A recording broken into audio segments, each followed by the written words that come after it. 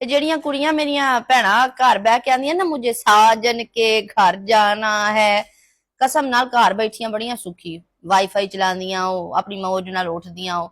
ਆ ਸਾਜਨ ਦੇ ਘਰ ਟੁਰ ਗਈਆਂ ਨਾ, ਸਾਜਨ ਦੀ ਅੰਮੀ ਨੂੰ ਸਾਰੀ ਜ਼ਿੰਦਗੀ ਮਨਾਉਣ ਚ ਲੱਗ ਜਾਣੀ, ਫਿਰ ਉਹਦੀ ਭੈਣ, ਫਿਰ ਉਹਦੇ ਨਾਨਕੇ, ਫਿਰ ਉਹਦੇ ਦਾਦਕੇ, ਤੇ ਕੋਈ ਦੂਰ ਪਾਰਿਓ ਤੋਂ ਕੋਈ ਆ ਗਿਆ ਨਾ ਸਾਜਨ ਦੇ ਘਰ ਤੇ ਉਹਨੂੰ ਤੁਸੀਂ ਚਾਹ ਪੇਸ਼ ਕਰ ਦਿੱਤੀ ਤੇ ਨਾਲ ਬਿਸਕੁਟ ਨਹੀਂ ਦਿੱਤੇ, ਸਾਜਨ ਦਾ ਉਹ ਮੂੰਹ ਸੁੱਜਾ ਈ, ਕਿਉਂਕਿ ਸ਼ਿਕਾਇਤ ਲੱਗ ਜਾਣੀ ਨਾ ਫਿਰ ਫੋਰ ਸਾਜਨ ਨੂੰ।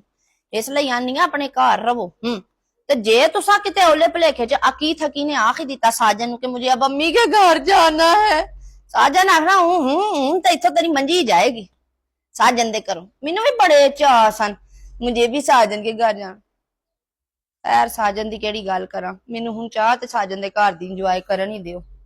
मैं तां ये भी साजन ने आके खो लेंदा, क्योंकि ओदी भी बनाई नहीं मैं अपनी, मैं स्वाद वाली बनाई, साजन इस काबल ही नहीं सी। घर बैठियां रवो, चंगियां रवोगियां।